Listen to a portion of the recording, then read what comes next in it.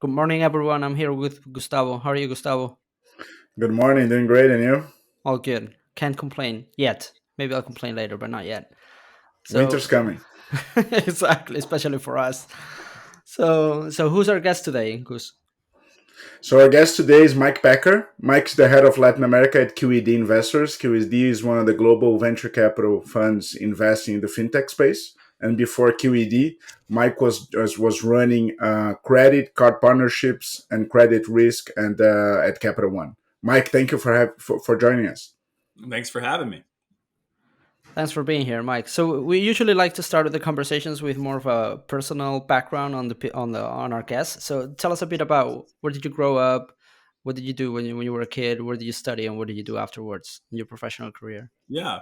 So I grew up in or just outside of Memphis, Tennessee, so in the southern United States, and my childhood was pretty normal, pretty typical for at least in my eyes, and of that time. But I spent a lot of time playing sports, and academically was into kind of math fairly early on, so it was a little bit of the nerd side of me coming out early, but spent my kind of high school years, really just trying to figure out the world a little bit. I'd say I never knew what I wanted to be. I never really knew how the world worked. I was kind of naive in some way. This theme will come back, I think, in a little bit, but I was able to kind of go find a good group of friends, and kind of always find something that was interesting to me at that time, and eventually went and studied engineering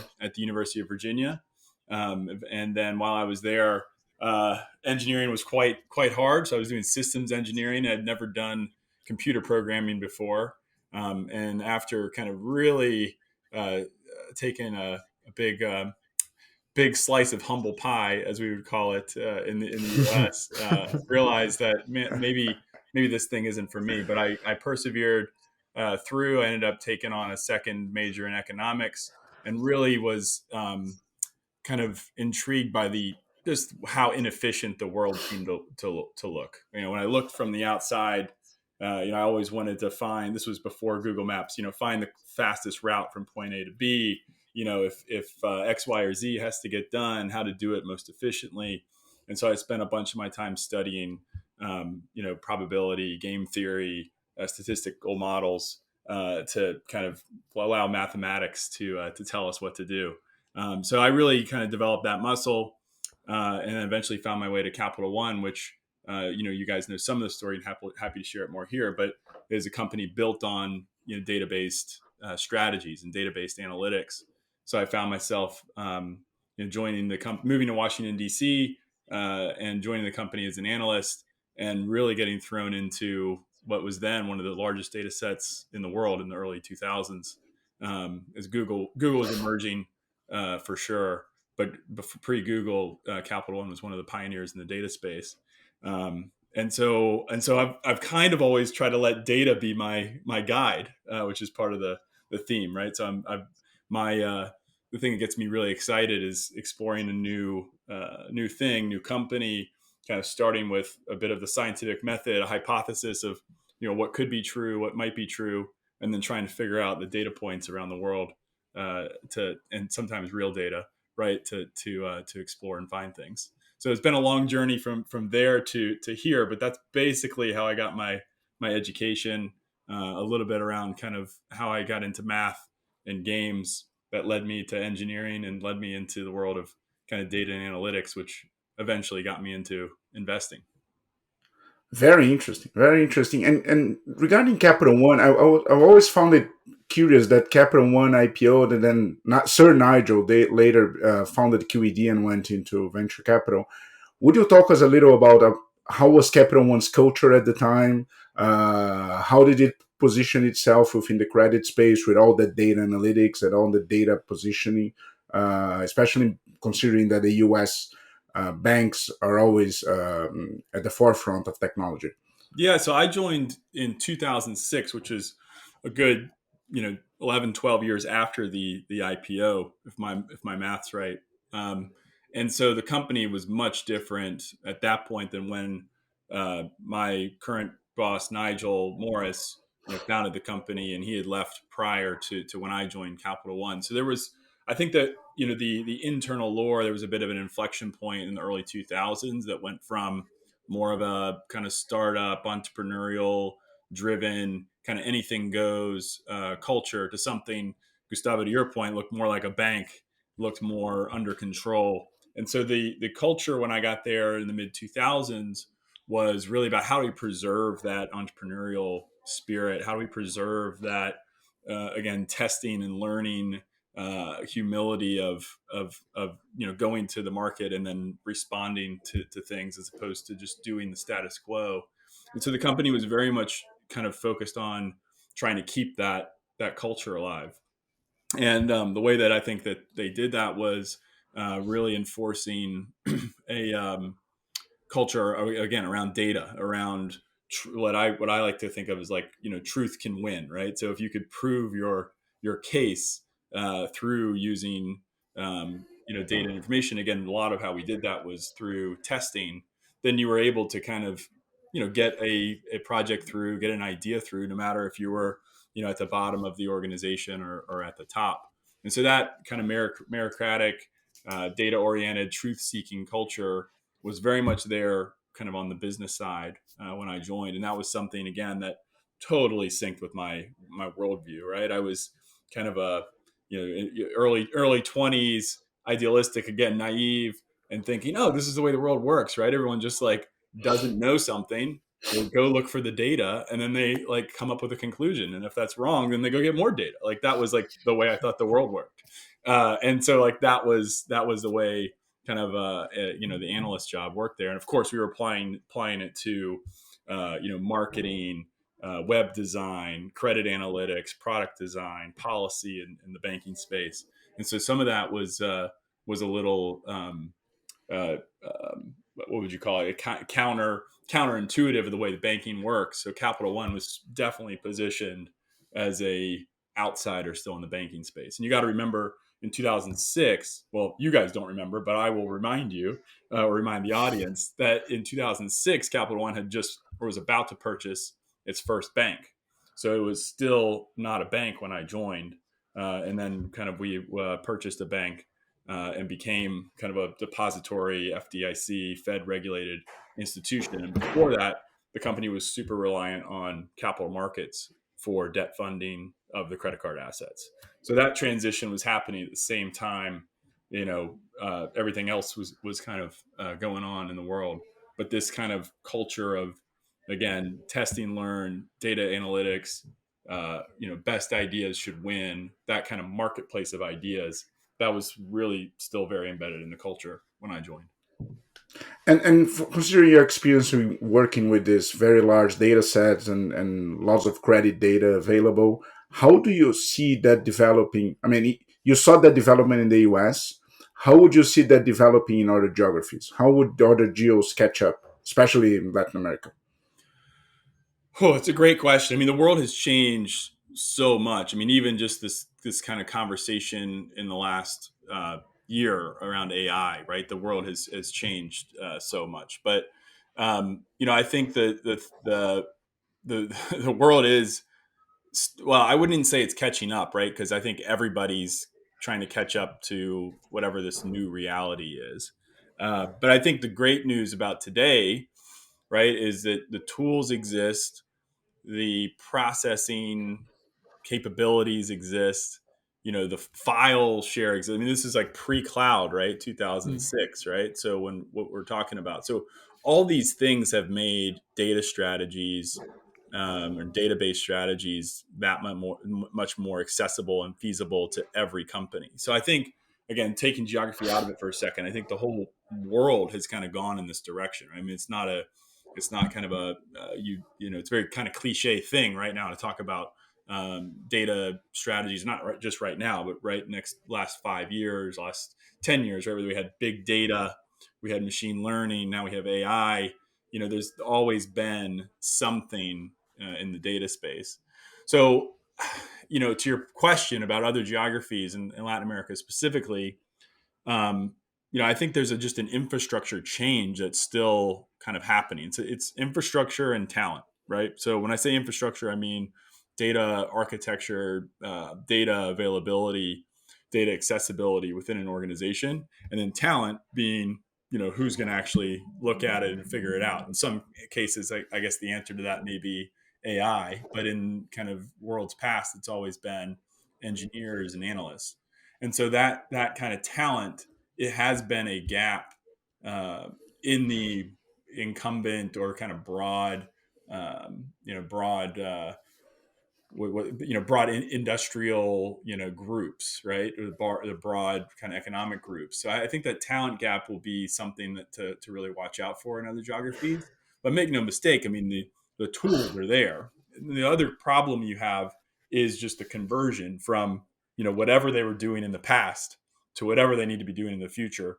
That change is very, very hard to do technically, right? In some cases, you're talking about undoing, really old software and databases. I have a funny story from Capital One. I guess it was 2014. We had bought a business. We were kind of converting it to a new organization, and we realized that the data servers were in kind of one location, and they were like physical servers. So somebody had to go get on a plane and go find the servers, find somebody to put them in the back, I guess, the back of a truck. I remember approving the like expense for this, get in the back of a truck and then drive it to like our other server location. I mean, so like this kind of thing you just don't have to deal with in like the future world or today's world, but like there's still companies probably that have old servers that need to be converted and old data infrastructure. So the conversion question, I think, is fascinating. I don't know how it happens. I think there's a lot of opportunities there. I think part of the opportunities for innovation in the startup space come from maybe some of these tailwinds or barriers in the incumbent space. But it's I don't think it's specific to LatAm. I think there's some broad rules of thumb that we use, and I'm sure you guys have used around how many years behind, Brazil is from the US or Mexico is from the US. I think those are decent rules of thumb, but the infrastructure of getting there is there today. But regarding the adoption, I mean, you were talking about the type of industry that Capital One served at the time, and I can imagine that at the time, going to a marketing agency or to whatever enterprise clients Capital One was catering, and talking about data analytics, using data to forecast credit risk and everything, was challenging for some clients. How do you see that now in AI? Are the clients more receptive to that? Are the clients more knowledgeable? Are they still seeing just a fog in front of them and needing startups to lead the way? Um, I don't know if I've got a great perspective on that specifically. I mean, my broad take, right, is everyone knows they have to have they have to have a lot of data, they have to have access to it, and they have to have ways to be smart with it. So everyone knows that, right? And then if you open up a web page, you're going to read about AI. So I think people kind of connect the dots, and you're seeing a lot of hype and movement around AI in terms of usability, in terms of adoption, in terms of things that are impacting the data layer. I'm not sure AI is quite there, or I'm not seeing. I wish maybe I was more in the forefront of AI, but I'm not seeing the tool that allows this transition to happen faster. And I think the things that people are getting excited about or working on are much more, I think, smaller projects, right? More theoretical projects, strategic projects, not full, integration or infrastructure changes. I mean, those things I think are a lot harder to think about. And this is why, you know, uh, IBM, Oracle, FIS or Fidelity in the banking space. These are why these companies, have resilient businesses, because they're kind of very, very sticky products. And undoing that, I think, is going to be quite hard. So, I think companies are very, very receptive to using new tools, to doing AI analytic type projects and looking. I mean, every company right now has to answer to their board, what are you doing in AI, right? So everyone has some kind of answer there, and there's some kind of activity, or at least kind of constructed activity. But I don't know how much it's changed the adoption or kind of integration or underlying infrastructure yet. So Interesting. one question, Mike. So going back to Capital One for a moment. So you were there, if I'm not mistaken, for 10 years, and now how did the opportunity to join QED come up, and why did you decide to join? So I personally had gotten to a point where I just wanted to do something smaller.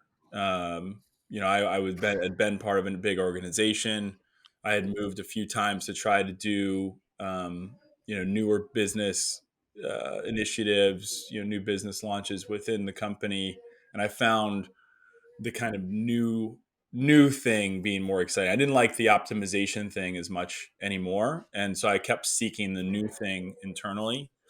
And then what I found, through maybe a bit of a failure, but what I found is that it was really hard to get things done, even when you had huge budget, huge team, all the resources in the world, access to the C-suite. It was very, very hard to get things done. And so I think that really made me think, okay, what am I doing here? How do I want to make an impact? At the same time, I was running small business lending at Capital One, and we were looking at technology solutions in the market. And so I was very much embedded in the fintech ecosystem at that point. And this is again 2014, 2015. So I started seeing these fintech companies solving problems that I couldn't solve within Capital One, or at least it was really hard for me to solve within Capital One. And I said, that's really, really interesting. So I started a bunch of conversations from that, and connecting those two dots. I reached out to a few people in my network. I eventually got connected with QED, and I had known a few people within QED before joining. I mean, I of course had heard of Nigel Morris, who was one of the founders of Capital One, Frank Rotman, who was one of the founders of QED and was an early executive at Capital One. I had a lot of good friends in common with him, and colleagues in common with him. And then Bill Salufo, who had recently joined QED, was my former boss at Capital One when we were working on partnerships business. So I had a lot of connections there, and my network naturally took me there. And I was very curious with what they were doing.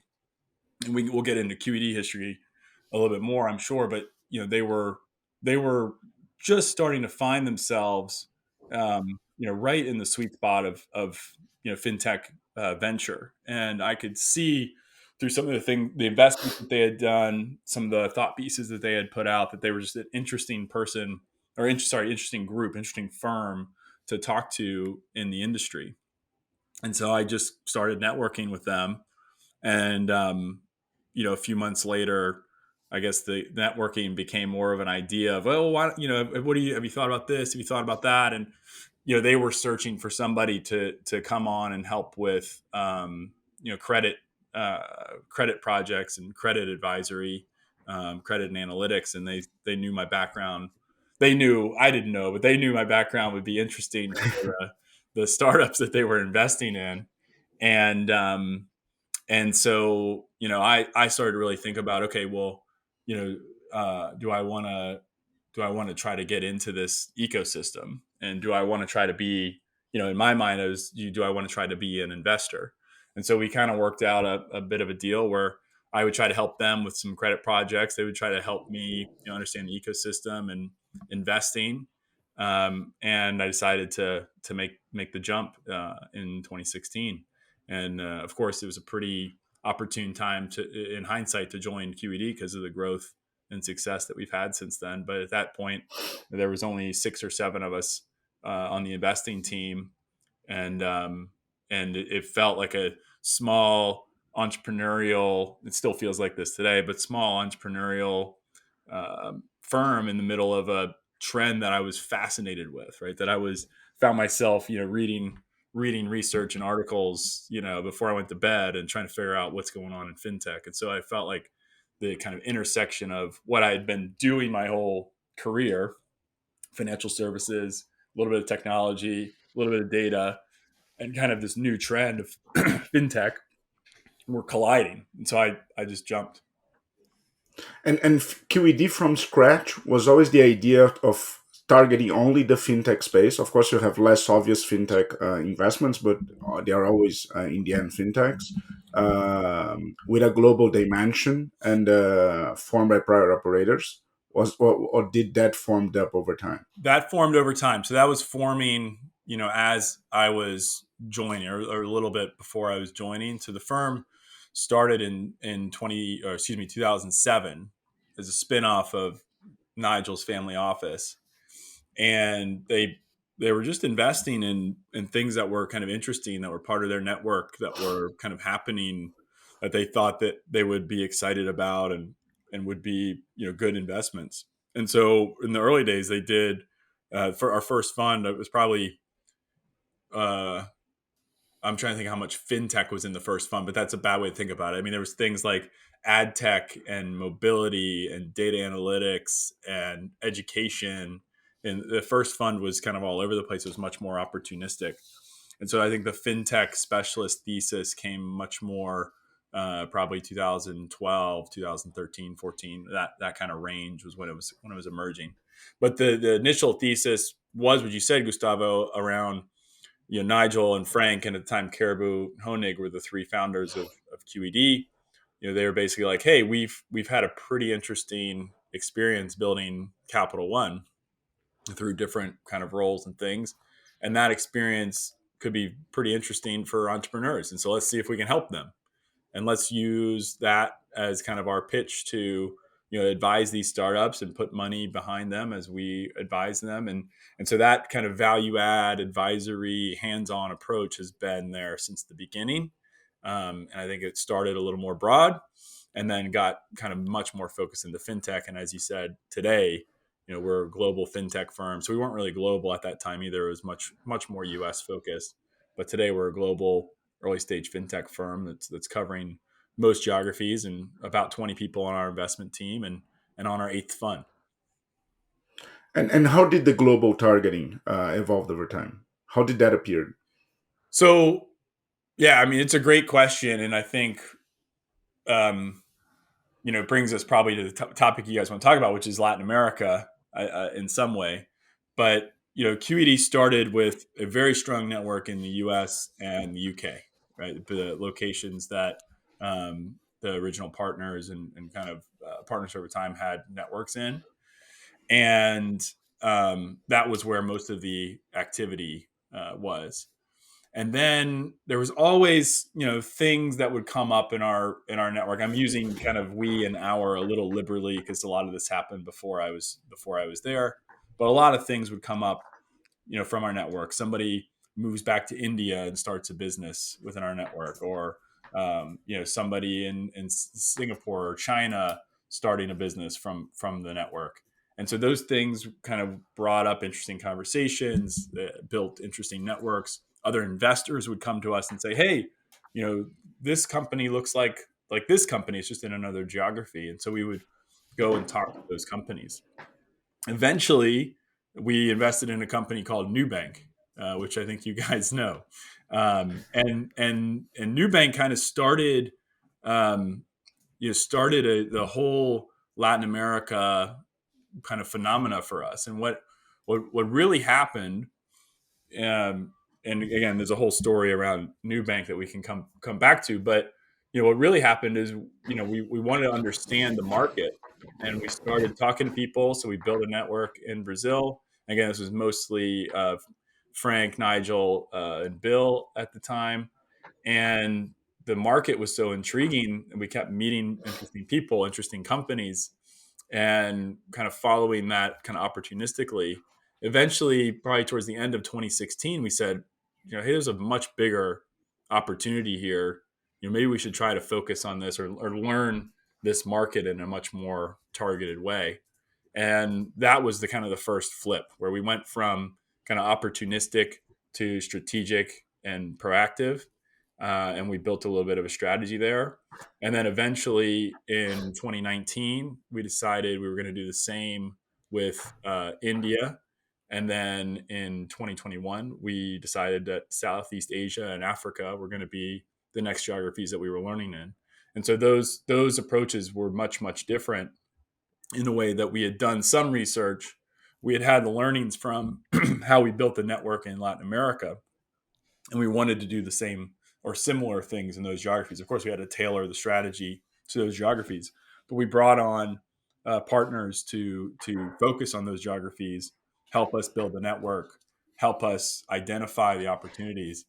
And I think depending on um, the like how um, other firms would have done it, I think we went a little slower than others, in the sense of, okay, we don't want to just go and start investing. We want to go learn the market, find out what our strategy should be, and that was a little bit from our learnings in Latin America. So anyway, a much bigger answer probably than you wanted to your initial question about global, but I think it was a version of us being opportunistic, us seeing market opportunities, and then devising kind of strategies around them, not saying, hey, we want to be global from day one. And then how do we do that? It was much more bottoms up in the sense of how it happened. So, Mike, U.S. as a home market, obviously, and then I mean, when you talk about LatAm, about Latin America, you talk about India, Southeast Asia, so emerging markets. You mentioned before the UK.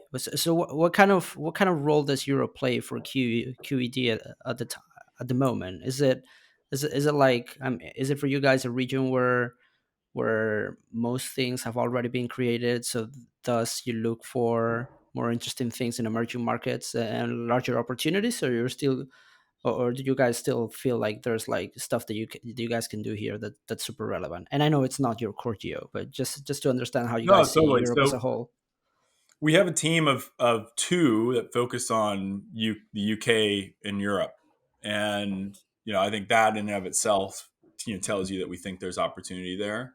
I think in terms of part of our portfolio, I think and again, most of it is in the UK, but it's 10 or 15% of our portfolio, so it's a decent amount of exposure and activity that we've done. We do see the markets as more developed than the markets we were just discussing, for sure. So the opportunities look a little different. But I mean, London and to some extent the UK has always been on the forefront of fintech, and I think we expect it to continue. In certain sectors stronger than others potentially, but we still see a ton of activity around again, the UK market and London as a hub specifically. And that looks a little bit like the innovation that we don't know that's coming. So we want to be in markets like the same way we want to be in San Francisco and New York. We want to be on the cutting edge of kind of innovation and entrepreneurs. So I think we are looking for the new next things in these markets. There's less of the kind of catch up effect that I think we're able to take advantage of in some of the emerging markets, right, where you can kind of learn from more developed markets. But we still see a huge kind of fintech opportunity. We put out a report with uh, BCG last year, or actually I think it was this year. This year's felt very long, by the way. We can come back to that too. But we put out a report with BCG this year. It was kind of looking at fintech globally in the markets. We can send you guys a link for the show notes if it's helpful. But that looked at all the kind of regions that we're talking about and projected fintech growth across the board. So while it's a bigger market, we still think it's going to grow very healthily, and fintech penetration broadly in financial services and insurance is still extremely low globally. And so we've taken a pretty long view that if you look at kind of market cap of financial institutions, the assets held by financial companies, insurance companies, you look at the assets held, revenues, profits in the fintech sector, there's just so much that can be done. It's one of the largest, if not, I think it's the largest economic sector in the world. Of course, in some geographies, it's bigger than others. So if we think there's tons of opportunity there in terms of Europe, we're definitely in the because we've focused so much more on the UK and London. We're a little bit in kind of rebuilding some of our networks in regions or countries like Spain, France, Germany. Been spending time there. So we're trying to get into the ecosystems, get a little smarter. We do think there's good talent there, and one of the issues for us has always we do we historically have done a fair amount of B2C retail focused fintech, and crossing borders with some of those strategies is pretty hard, both in terms of customer preferences, but regulation, and regulation in fintech is if not number one, maybe number two most important thing for us in terms of how we try to find the places to invest. And so because of just the size of markets, we haven't had as much focus in some of the core European countries, but there's certainly some interesting activity from what we've seen, and we'd love to see more. Now, I'm a little curious about LatAm being the first international geo for QED. And if I can imagine the Nubank success has something to do with that. And I know you have a curious story about your first Latin American meeting, which ended up being quite a hit. So, as I understand, the first Latin American company you visited was Nubank at the time, right? That's right. How was that? How did that feel? Well, so yeah, I mean, when I joined QED in 2016, one of the first things that I was supposed to do was go visit Nubank and talk to them about their credit strategy, their credit policy, and I think specifically they were trying to do some things on the account management side of the credit card. Which models they should build, how they should think about line strategies, how they should bring new talent into the organization. And so, I had booked a ticket to Brazil before I had even joined QED. And by the way, I didn't speak Portuguese at the time. I'd never been to Brazil. I still don't speak Portuguese, but I was very intimidated. And I'm like, I've spent pretty much my whole career interacting with people with titles like, vice president, executive vice president, managing director. And all of a sudden I'm getting emails from CEOs, right? CFOs. I'm like, man, this is a very kind of intimidating place to be. Like, I don't know how to interact with CEOs and CFOs. And, I'm embellishing a little bit, but I was very intimidated. I was like, I don't know what I'm getting into here. And so I went and I walked into the office at Nubank, and it was one of the kind of places where you could instantly feel the energy. I mean, everything was not everything wasn't as purple as it is today, but everything was purple. It was very kind of branded.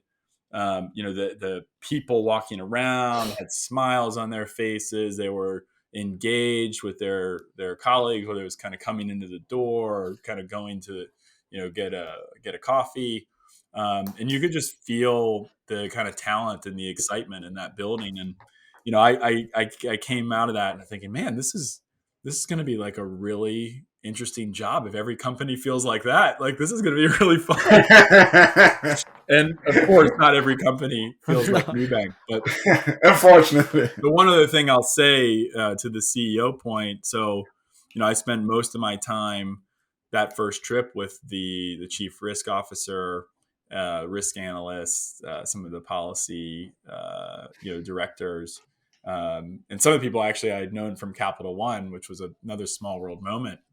But when I was leaving, I had some time scheduled with David Velez, and I was very kind of nervous. And David's my age. I didn't know at the time because I had only seen his email and the title CEO. And again, I was like, I'm learning that about the whole QED portfolio. I'm thinking, these people are all CEOs. Why do they want to talk to me? And the first thing he said was, what did you think? And I was like, oh my gosh, this is amazing. Like, this guy's asking me like my opinion. And so it's not only it's a story about, well, one, David is an amazing person and always kind of listening, searching for information, and cares about other people. And we've of course had a special relationship with Nubank.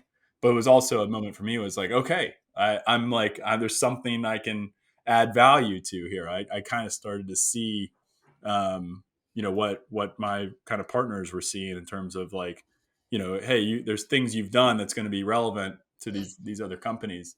And having spent all that time at Capital One, being able to kind of get some validation very early on that I was, quote unquote, potentially adding some value or helping was a very good first meeting. So um, not only did we get the excitement of Nubank and kind of meeting the team, but also for me it was great validation on what I was trying to do.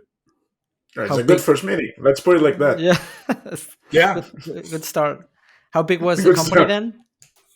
And then it was kind of just after I think it was the Series B or maybe the Series C was happening. It was probably a couple hundred people, maybe somewhere between 100 and 200 people. And leaving Capital One, so managing large data pools and with a very credit analyst data analytics perspective in the US, always leading at the forefront of technology. How did you see Nubank at that time? Mm. Well, I think uh, I saw them as, we talked about earlier the incumbent versus innovator. I mean, I saw them as everything that I wanted Capital One to be, in the sense of lean, small, nimble, fast, right? Those types of things where they were able to kind of, oh, we're looking for this. Okay, let's pull it up, and then it's there, right? Where instead of having teams managing, um, managing everything, you have individuals. So it was, and not only that, they were kind of, they had kind of they spent a lot of time building their own infrastructure, data architecture, data analytics. Just building something in the 2010s versus in the 1990s created a huge advantage for kind of what they had done. So, to me, it was, it was really cool to see, because you had all the talent, that was, again, it's kind of basically the same, right?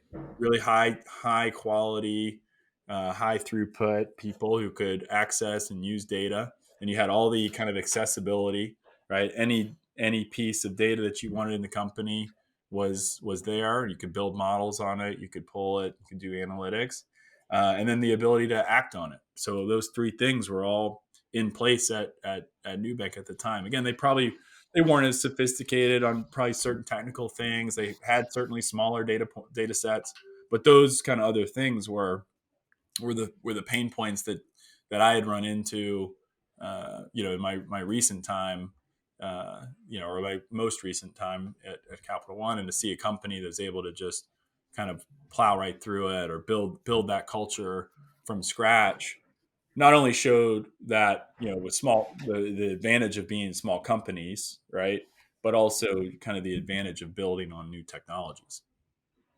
And focusing a little on Nubank, which of course is a company completely off the charts to have in your portfolio. Uh, how did you see that evolving over time? How was your experience looking at Nubank?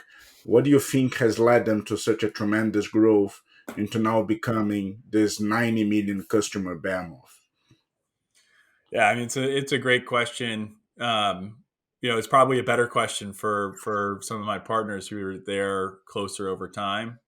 But I'll give you my kind of my take on it. I mean, so I think, well, we talked about a few of the things. I think they were obsessed with talent and execution quality, right? Always kind of focused on making progress, having the best people, empowering those people, and building just a world class organization. I mean, that started from the very beginning at Nubank. And one of the things that they've done is they've evolved that organization kind of at every phase, bringing in new people, creating new divisions, making sure people are ready for the next phase of the business. I think that's just a huge thing. I think with they obviously struck some fire with their brand and the virality early on. I think a lot of that was something nobody could have predicted.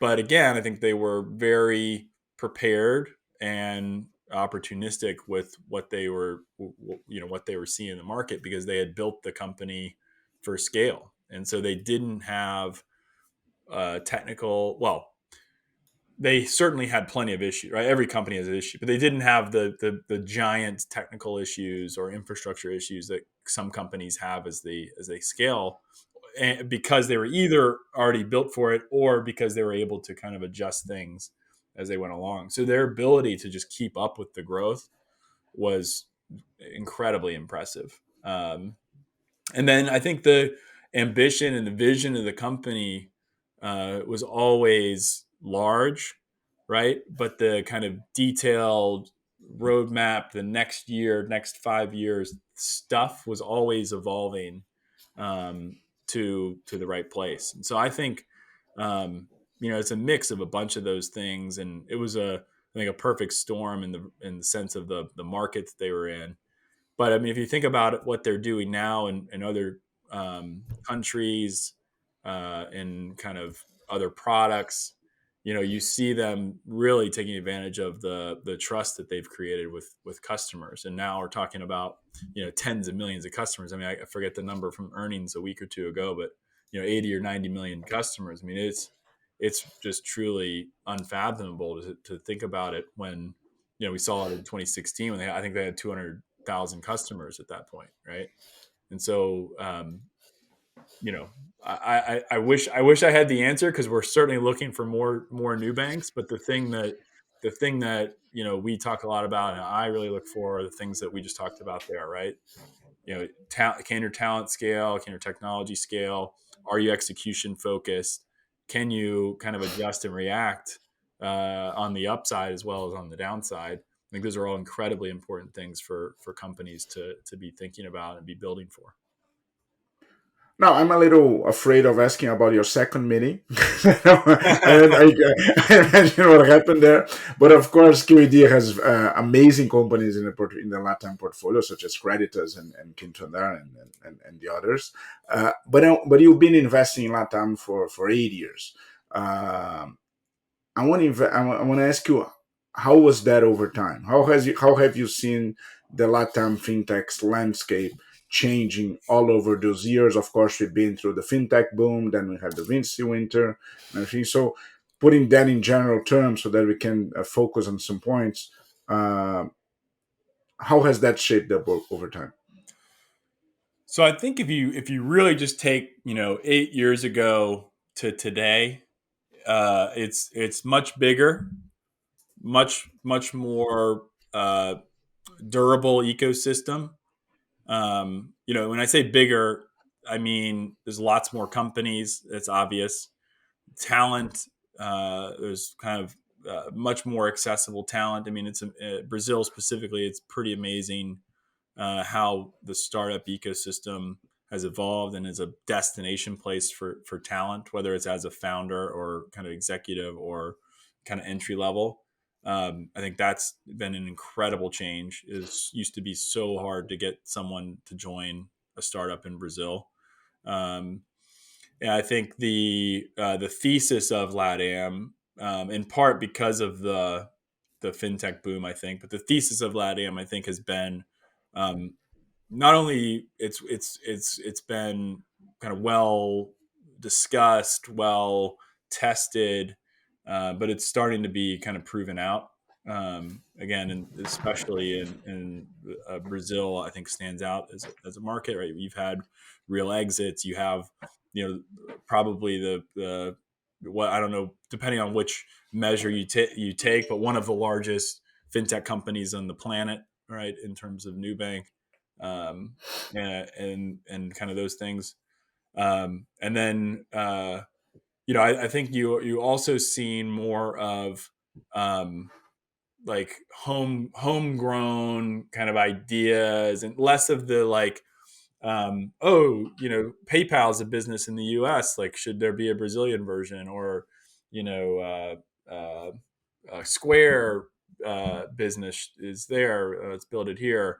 And I think you're seeing much more, industry specific companies, kind of niche opportunities. I mean, of course, we'll talk probably more about picks, but the whole dynamic of where the opportunities and innovation are coming from has changed too. So I think it really is a game changer.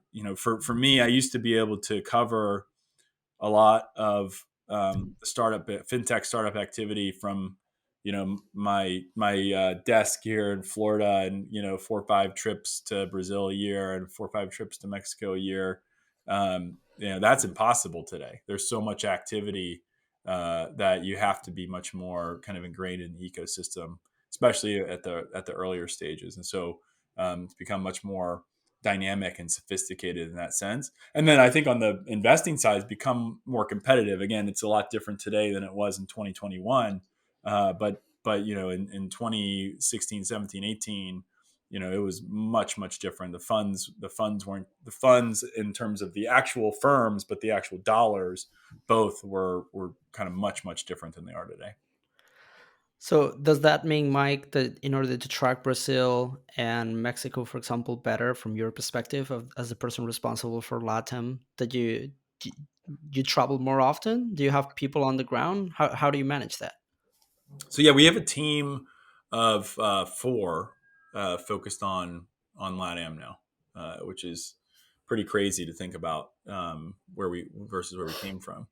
And our approach has been to try to get people on the ground where we can. And we have someone in Sao Paulo, Camila Vieira, who's been amazing. She's been with us for a year and a half, and has really, I think, helped prove the thesis of getting into the ecosystem deeper, really understanding the network beyond just the boardroom, CEOs and investors, and kind of going deeper into the ecosystem. So I think that kind of we've got this. We've always kind of been biased towards the in-person approach because that's how we did it. I mean, in 2018 or 19, I was coming to Sao Paulo so often because people were having board meetings in person. and and so I'd come to Sao Paulo, and instead of going for one meeting and going back, I would extend 2-3 days, and I'd pack breakfast to dinner and try to meet everybody in the ecosystem. Of course, that all changed as well. But I think the real thing, again, it's less me managing my travel, but more the size of the ecosystem. I think, in terms of how we've done it. So yeah, people on the ground, other people who can help cover companies. I mean, we've invested in almost 50 companies in Latin America, and so just managing the portfolio that we still have is quite a lot of work, and we need people to kind of help with. And of course, the closer we are to local issues, the better. I've heard Nigel Morris saying that without LATAM, QED's story would be much different in terms of returns and attractiveness and so forth, which has always struck me as a little odd, considering that you have invested in Credit Karma, Klarna, SoFi, Red Ventures, and so forth. How would you say your focus in LATAM is contrarian in the US market when you go fundraising, when you talk to other American VC funds? Or is it becoming more consensus? I think we're still one of the few that has dedicated resources to it. I mean, there's other firms that are global and have resources that cover LatAm, but we're one of the few, I think, that really focus on it. And we don't do it in the sense of, all our funds are global funds, so we don't do it in the sense of, hey, a certain amount of capital is going here, or we're trying to put a certain amount of capital to work. We do have those types of conversations with investors, but we're much more about, hey, here's where we think the opportunity is and why we put kind of resources there in terms of people and investors.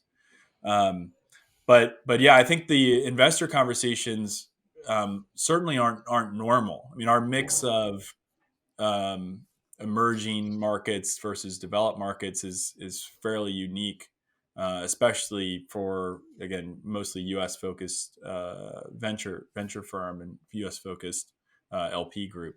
So it does raise some interesting conversations. But I think, to Nigel's point, the opportunities broadly. I mean, again, take LatAm out of this. I mean, one of the reasons why LatAm was and hopefully will be so successful for us is because we have this kind of unique insight, and we're doing something that's different than other firms, right? We're fintech focused global firm, spending kind of significant amount of bandwidth there.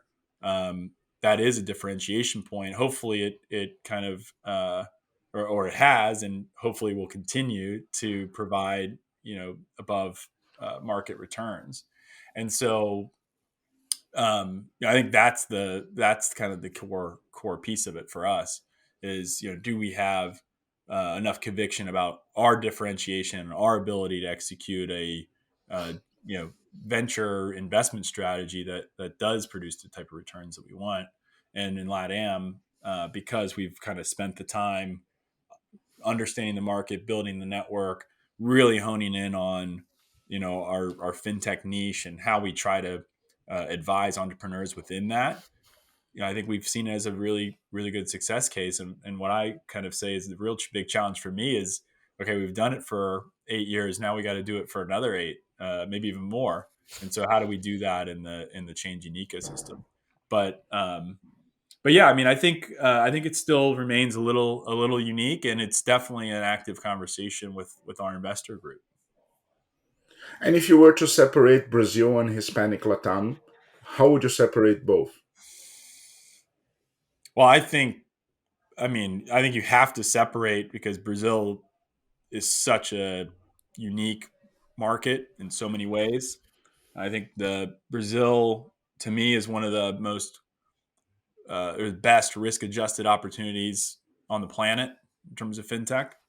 Um, I think what the country has done on the regulation side and pushed innovation in fintech has been incredible, and I think the clarity around that has been one of the big drivers of uh, capital coming in and the success that we've seen so far in the sector. Um, and then, of course, we talked about it a little bit before. I think Brazil is just a much more dynamic ecosystem. You have functioning capital markets, both on the debt and equity side. There's of course issues in Brazil, but it's a I think a very unique place in comparison with the rest of LatAm. Um, we think the other markets are also very interesting. I mean, Mexico particularly. Mexico has a special relationship with the U.S. It feels a little closer to home, but I think innovation has been behind a market like Brazil, and so again, on one hand, that's opportunity. On the other, I think there's a little bit of looking in the mirror and asking why it's been behind. I think part of the reason has been regulation. Um, so I think we think about it as a very big kind of opportunity, but much different risk profile than Brazil. And then the other countries that I think we've done some activity in, been Colombia. I mean, Colombia is a very very interesting market. Of course, it's much smaller, um, but I think there's a lot of really talented entrepreneurs there. A lot of fairly sizable opportunities there in terms of fintech.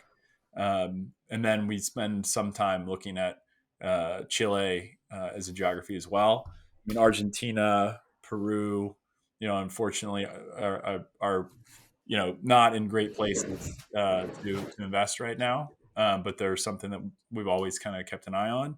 But Mexico and Brazil being the biggest markets, and then back to one of my points I was making before. I mean, when we're trying to underwrite an early stage investment, we really don't want to take a cross border or regulatory risk that could be unknown, right? Not only do you have cultural differences, you're going from one country to another, but you also can run into regulatory issues in some of these businesses. So we've tried to underwrite most of our investments, again, some exceptions to this for sure, but most of our investments as one geography can't be big enough. And that leads us to really focus on Brazil and Mexico. And this is a hardball that we asked for some friends of yours to refer questions to us. But you have 50 portfolio companies in LatAm. Of course, you had very successful exits. But exits is the main point in when considering investing in Latin America, especially outside of Brazil. So that's like the big glut for that. How do you expect to exit your Latin American portfolio? Is it mostly IPO, just like the Nubank, or do you think private equity and strategic should be active, not only in Brazil but also in the other Latin American countries? So I hope all of the above.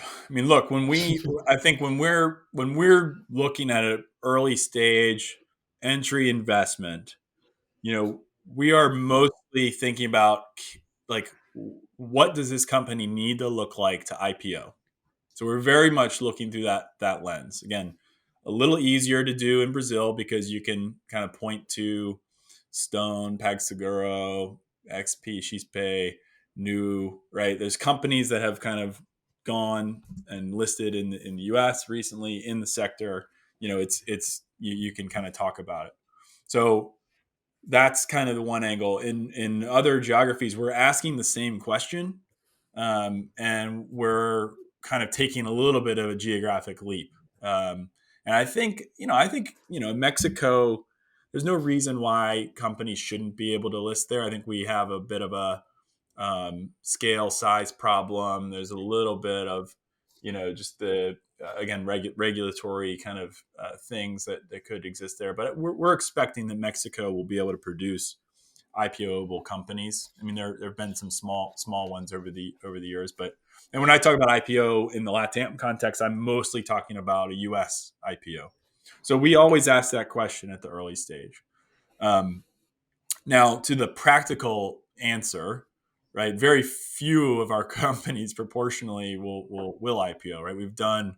I'll probably get these numbers a little wrong, but we've done over 200 investments in the history of QED, and I think 8 or 9 have IPO'd, maybe 10, right? So like the ratio of companies that eventually IPO in venture, right, is low, right? But that is what we try to underwrite for. Now, the other part of this question, which is super important for the ecosystem and fund returns, right, is what happens to the companies that don't IPO. And I do think that's a really, really interesting question across the geography right now. I mean, it's a global question as well, but in LatAm, I think we do expect M&A to be a pretty viable exit, whether it's within local companies expanding products, features, consolidating markets, or international companies entering markets. We've seen signs of those conversations over the years, and we expect that to be a pretty kind of interesting path for companies. And then in terms of private equity, that one is a little harder for me to handicap, but it makes sense that private equity would be able to take companies that become profitable, that are growing 30-40% a year, may not be at IPO scale. Again, like those companies could get bought and rolled up. Like the financial math is there, so it's just a matter of whether the capital will be there or whether that's an interesting private equity opportunity. So I think for the private equity investors listening, it's a good place to be looking, because I think a lot of good companies have been created. A lot of companies, are on the verge, or if not already there, they will be profitable, and then they're going to kind of be stuck with kind of a middle growth, right? Like not venture like growth. What happens to those companies? I think is a really, really interesting question. Um, So yeah, I mean, look, I think you have to take a version of those bets. I think depending on the probabilities that you want to kind of weight on those things, what types of entry valuations and exit valuations you want to look at. It gets a little hairy or scary on the underwrite. But I mean, I think the short answer is there's no reason why great companies out of Latin America can't IPO in the future, and we totally expect more of them to come. And Mike, have the type of businesses that you guys are excited about in Latin America at QED changed over time? I mean, did you guys first look more at the consumer layer and then at the infrastructure layer, or the other way around? I mean, how do you guys see the opportunities in Latin when it comes to fintech? Yeah, I mean, like, yes, I think is a short answer because we react to the market, and the market is somewhat different. I mean, a lot of where we started and what we still do is we try to connect dots between what we've seen in other markets and what could work there. So, kind of the analogy, what's the x of what's the X of LatAm, right? What's looking at that view. It's been a very good way for us to think about what we're excited about, what markets we're interested in, where opportunities might be. And we have several investments that you could. Sorry, I almost knocked my microphone over. We have several investments that you could kind of fit into that category. And there probably will be more opportunities to come in that category. I mean, it's one of the things as a global investor we think we have kind of advantages on, right? When we see business that we are investing in the US or the UK or even Southeast Asia or India that we haven't seen yet in Latin America, we ask natural question is gonna how is this gonna work in another market? So that's kind of point number one. That's always been a bit of a strategy. Those types of companies have changed because we've already made certain bets. Um, but then we were also excited about new trends. I mean, a few things to call out here. I mean, well, two global trends that we've been watching have been impacting Latin America. One being global trade and all of the kind of pieces behind global trade. We've had some good research that we've put out on the trend of global trade. Part of this is the movement of goods, movement of data, movement of money, movement of information, kind of how these things kind of they happen. It's been a place that's I think been mostly innovated on the logistics side, not as much on the data infrastructure financial side. We recently made a bet on a company called FinCargo out of Colombia, which is doing import financing for small medium sized businesses in Colombia and Mexico. And they're just kind of on the forefront of a really interesting trend. I think of better data, better information, more kind of access to imports. That's been really kind of interesting to watch. Another space that we've been pretty excited about globally is somewhat of a sub theme of that, which is just cross border money movement, and related to certain business activity or consumer activity. There's a lot that goes on there. I mean, it's obviously large profit pools for banks and payment providers. So it's something I think a lot of people are looking at, but that's been something that we've been spending time on recently. And I think we're still very excited about pretty much anything kind of B2B, fintech in LatAm. So how transactions are done or managed, how the back office of kind of financial systems are managed, how purchasing decisions are managed. Like there's just so much kind of innovation tied around payments and financial decisions that we haven't really seen yet. And that's again another global theme, but something that we're pretty excited about in LatAm right now. And so, Mike, you mentioned before Pix, and I mean, we have a lot of people listening to this from Spain who probably don't know about Pix. Can you explain a bit what Pix is, and why is it so relevant right now? So Pix is the uh, real time payment platform or mechanism that was implemented by the Brazilian central bank a couple years back.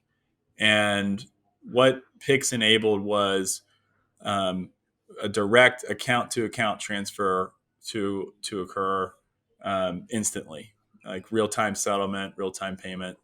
And I think that in and of itself is not an entirely new concept for uh, you know a government or a central bank to bring.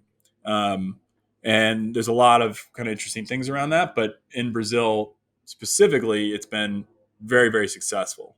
Um, billions of transactions, tens of millions, maybe yeah, probably tens of millions of users. It was kind of instant adoption.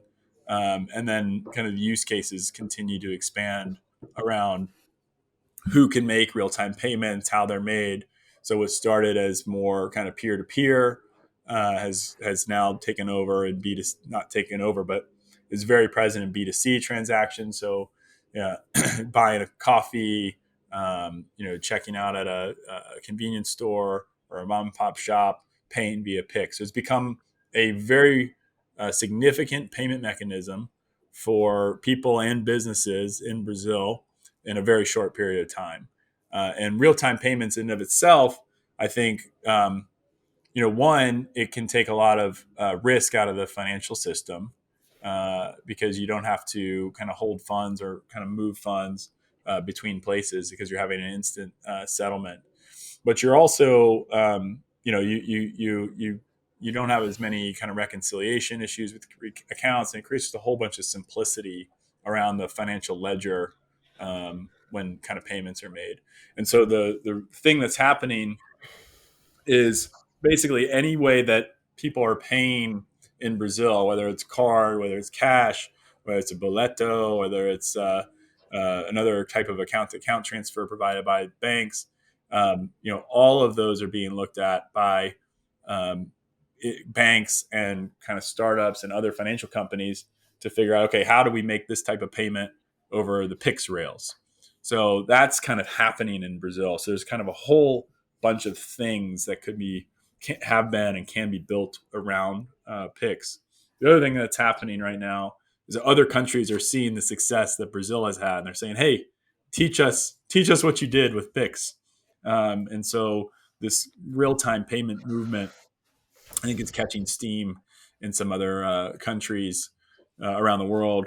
And again, it probably should be noted that the other one that I think has been super successful, not just in our eyes, but kind of globally, has been UPI in India, which has been around for a few more years than Pix, but the kind of ecosystem around that has been developed. So I think Pix has kind of added its name alongside UPI to a very successful execution of real time payments within a country.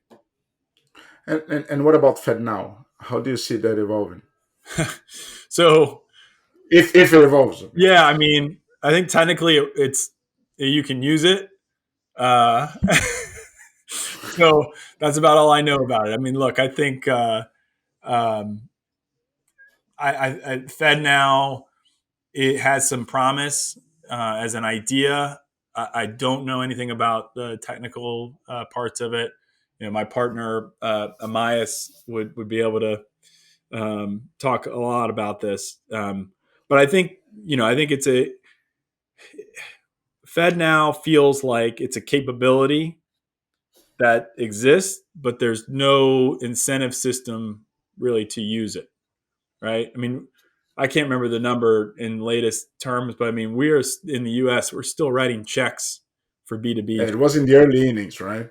So like we've got a long way to go, and so yeah. Look, I think it needs something to kind of push it. I mean, you kind of have whether it's Zelle, which is a partnership between U.S. banks that already more or less mimics a real-time payment system, or companies like Venmo and PayPal, which continue to be major players in P2P payments. You're gonna have to either find a way to work with those or kind of find a way to unseat them and it doesn't seem like FedNow has really figured that out. We have been talking to companies that are trying to or thinking about innovating around it. Again, I think there's some really interesting B2B use cases that might come up, particularly in some cross border transactions and trade transactions.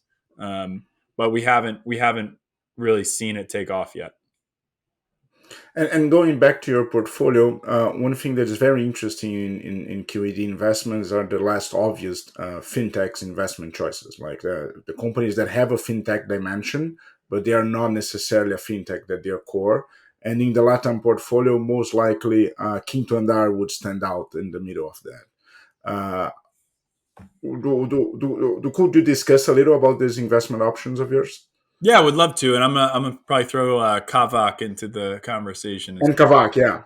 But yeah, I mean, Quinto, amazing company. The investment we made in 2017, and when we made that investment, they were really kind of looking at the renters insurance within their transactions. So they were allowing people, or they were creating a discovery of apartments for consumers to find places to rent, and then they were created a marketplace for landlords to put their kind of apartments up, and then they would do kind of the contract in between them and manage the payment flow and a whole bunch of stuff.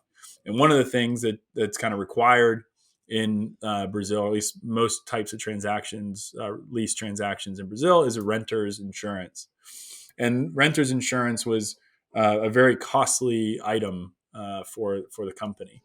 And at the end of the day, renter's insurance is a product where you have to predict the risk of a rent. I'm going to get my leasee, but someone who's renting, the risk that they're not going to pay their rent. And so to us, it was a very kind of data oriented risk problem. And we were trying to work with the company to say, hey, you can bring on more of this risk and it'll cost you a lot less than what the market's charging you for the insurance product. And so for us, we saw that as a huge unlock to their business, to their unit economics, and the kind of managing the risk of that, pricing the risk, felt very much like fintech to us. So not only was it a huge unlock to their business, but for us, I think we were, very convinced that our kind of experience and advice could help them make that transition. I think it worked out well, and I think today they're now exploring a lot more financial products. I just had one of my partners, Lauren Morton, left QED to join Quinto Andar. So Yeah. very exciting to see that. But part of her job is fintech solutions across the company. So the broad thing that we look for in these companies that look like non fintech is how big of a component is financial services to their product, either in terms of proportional revenues and profits, or how key is it to the value proposition. And that's where certain kind of payment ecosystems built around certain platforms or marketplaces have been interesting to us. And then the other one, which we just mentioned, was Kavak in Mexico, used auto marketplace, a company that started out buying and selling used cars, and then trying to figure out how to finance the consumer transaction was a huge problem for them. Problem in the sense of, like, if they solved it, it was a huge upside. They'd get more sales. They'd have a ton more kind of margin on each of their sales. And we had seen companies like CarMax and Carvana at the time that had basically become financial companies. Half their business was the lending side. And so we went into that investment, I guess the end of 2018, and we helped them with some of their initial kind of lending strategies, which included partnering with banks and then building some of their first underwriting. They've been off and running, haven't needed our help as much, but it's been amazing to watch how that has become a very, very core part of their business. And not only, again, driving the potential bottom line, but making their sales better because they can provide access. And having the opportunity to invest globally, I believe you've invested in 18 countries so far. Would you say that this trend of everything becoming a fintech, so the increase of these non-core companies with a fintech angle, uh, is more tangent in Latin America with our big interest rates or our big bank spreads and so forth? Or is that a trend everywhere? I mean, I think it's a trend everywhere. I don't like the everything will become a fintech because I think it's a little, well, it's certainly hyperbole. I think I love that Andreessen coined that because it made everybody think about what we talk about as embedded finance, right? So where should you and can you embed financial products? And I think that is a amazing question, right? Whether it's and this isn't a new phenomena, right? This has existed for a long time.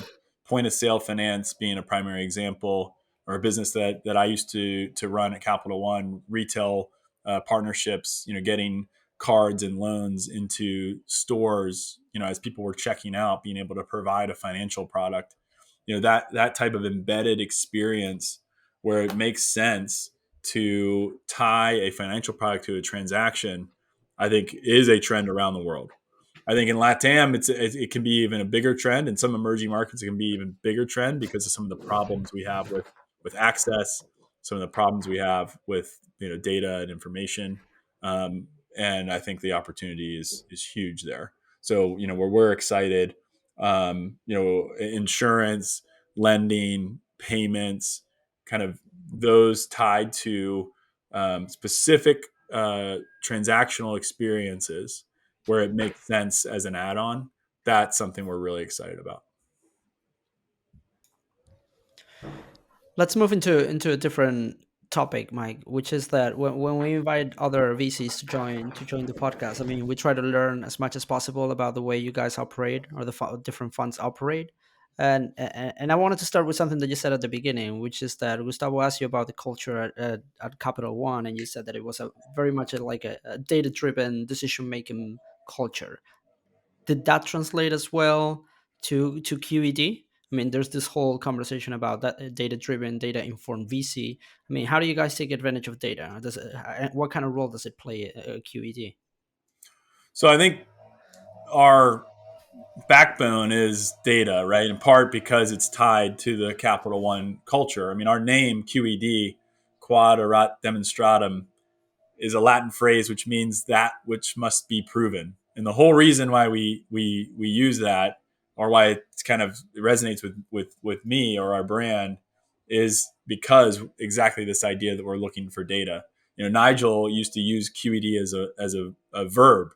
He would be looking at a recommendation or a analysis or something that someone was bringing to them, and he would ask, did you QED that? Like, have you checked that? Have you double checked it? Have you triple checked it? What data are you using for your kind of perspective?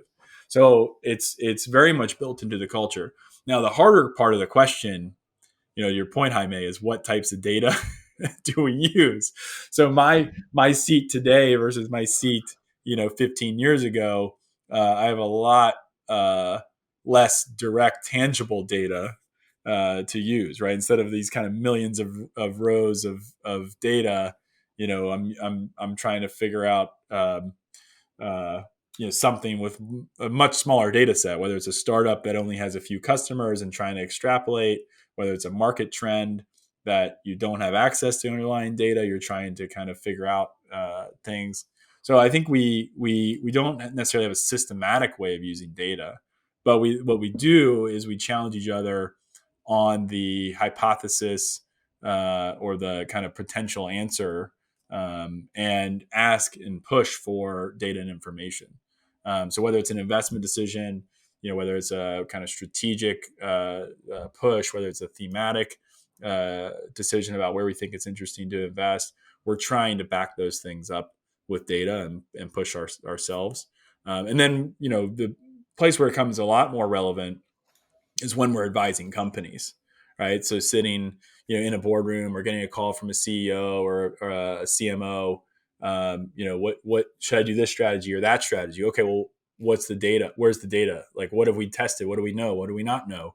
How do we go learn that? Should we go learn that before we make this decision? And I think that's another place where it's really, really embedded. And again, for me personally, and I know most of my partners, it's something that we think is a pretty big value add in the way that we try to teach our companies to test things. They have to learn and experiment as much as we do. And so I think that, again, there's two ways that it manifests itself. One is how we decide what we as QED are going to do, but also how we teach companies, or try to teach companies to adopt a similar philosophy. And in terms of how you guys make decisions and operate as a fund on a day-to-day basis, I think you mentioned, Mike, that you guys are a global fund. So I'm guessing that you guys don't have like an IC per geo or stuff like that, like an investment committee per geo. That's Uh, right. so how do you guys do that? So,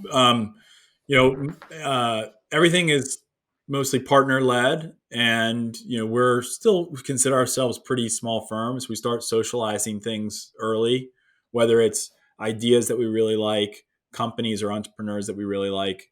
We talk about everything, mostly on a Monday meeting, where we're talking about pipeline, we're talking about the markets as a group. And then as a company kind of progresses or decision progresses, we're pulling an investment committee together at some point in that process. Sometimes it's the day we need to make a decision. Sometimes it's weeks or potentially even months before we need to make a decision. But we're pulling a committee together. Trying we're not consensus based per se, but we are kind of feedback based, in the sense that we want people to kind of add their opinions and make our conviction stronger. So we're always trying to test each other on those things, and then again using our kind of process to work around how do we get conviction, not necessarily having the process get in the way of the getting conviction on a decision. Yeah. So we have a lot of listeners who work or are interested in joining in VC or working in VC or interested in the industry. I mean, what are like the key lessons learned that you've learned, Mike, since you joined QED? I mean, what do you wish you had known when you joined the first day, that you think you're better at now, or even the other way around, things that you overestimated or underestimated that you think are relevant? Yeah. So, I mean, it's a really interesting question because, I think I still don't have a lot of proof points. I mean, the biggest thing is how long this game is. I think that if you're going to get into VC, you have to take a long term view, and you have to know that you're going to live with the ups and downs that come between making investment and exiting investment. Um, so I still have a lot to prove on that second part, right? Because to your first question, or not first, but Gustavo was asking me earlier about exits. I bet you that question came from Chucky, by the way. You had the exit with Nubank. Yeah, Let's put it that way. sure. But so I think that is something that I see VCs struggle with, especially young VCs struggle with, on a daily basis. Is kind of how do you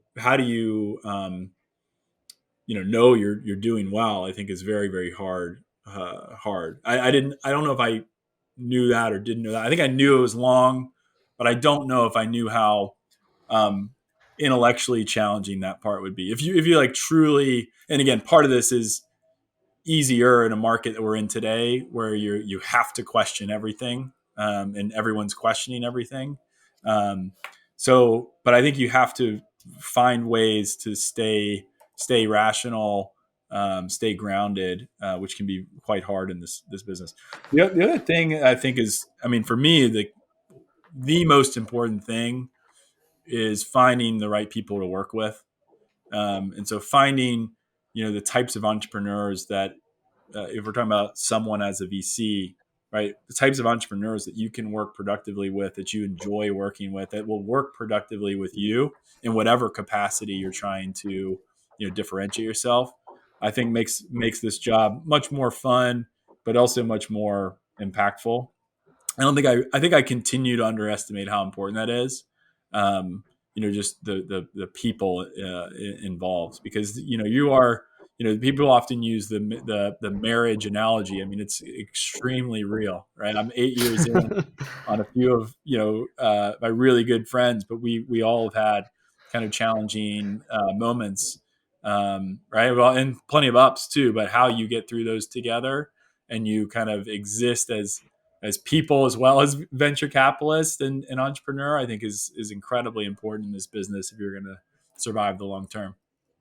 And now go Co- ahead, go ahead, go. No, considering all the geos you invest in, would you say Latin America takes longer to exit than other geographies? Of course, longer than the US, but considering the others. And regarding talent pool and attraction in the VC community for QED, how would you rank LatAm and India within all the geos you guys operate in? So I think the first question is yes, it takes longer, but I don't think that that's like a rule that it takes longer. I think it's just because you have more volatility. Like there's going to be more periods of time where it's probably harder to exit in LatAm than in the US. That's just kind of my generic response. There's no reason why you can't build a great company 5, 7, 10 years in LatAm and IPO it. I mean, 5 would be a little tough, by the way. I think that that's another lesson, Jaime, which is like great businesses don't get built overnight. I think the market kind of tricked themselves, include myself included, in a lot of ways that great businesses can be built overnight. Like that's just not the way this business works. It takes time. So I think the time to build a company, maybe it takes a little longer because it's more complicated or there's less infrastructure or whatever, but the time to build a company isn't that different than other geographies. It just say maybe the volatility versus a market like the US is a little more. um, the second question, I think, is a great question. I don't actually know the answer. I mean, I think that there's I mean, I think objectively there are more successful VCs in the US than in Latin America. Like that's numbers, right? But I think you also have a lot of new VCs in a market like the US, and a lot more kind of just fun. There's just a larger number of funds, and I think that when you look at like the median talent of investors and the experience of investors, the LatAm investors, I think, are starting to have like me, like have gray hair, right? They've gone through cycles in ways that are making them really good advisors and investors. But there's a lot fewer of them for sure. You me- Thanks. you talked before about team dynamics in such a global organization such as yours, Mike, and you guys are all over the place. How do you guys manage that? Because it's one thing to be in the same office, same city, all together, Yeah, and actually Gustavo and myself, we're not in the same city as the rest of the team, so also tricky for us. So how do you guys do that in terms of team dynamics? yeah. I mean, we try to communicate as much as we can together, and we have kind of structured days every week where we mostly have internal meetings. And again, a lot of those are virtual. We do have uh, decent amount of people in New York and London who are getting together on a more regular basis. But above that, I think we all search for ways to travel together. Quarterly, we try to all get together in person as a group. And so I think when you kind of space it out between travel and our quarterly kind of gatherings, we're seeing someone, even for those of us in a remote place by ourselves, like me, I'm seeing someone every kind of 2, 3, 4 weeks, right? Because of the travel cadence and the quarterly cadence. So we do try to manufacture in person, and then we also try to kind of travel together to stay both productive and aligned. But yeah, I mean, it's hard in the virtual world. I try to I'll often call or get calls at random times from my partners and colleagues, and like I love that. I think we all try to do that. We always say, "Oh, we should do that more." So I think the spontaneity, the kind of improv of kind of being at the water cooler, right, is something that you have to really manufacture.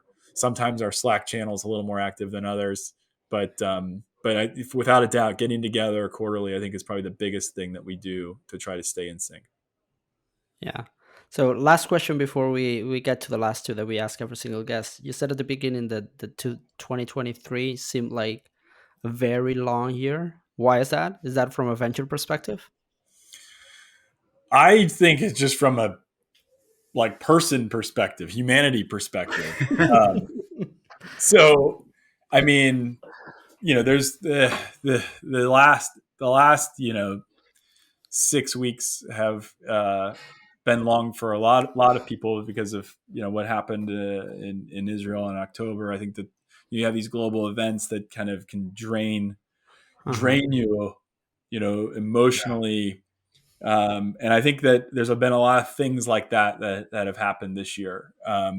I forget and I think we've accomplished a lot as QED this year, which is part of it. But like, uh, I just think everything has run together for me this year. Someone reminded me the other day that the SVB banking crisis was this year. Like I Yeah, it seems like 10 years yeah, ago. exactly.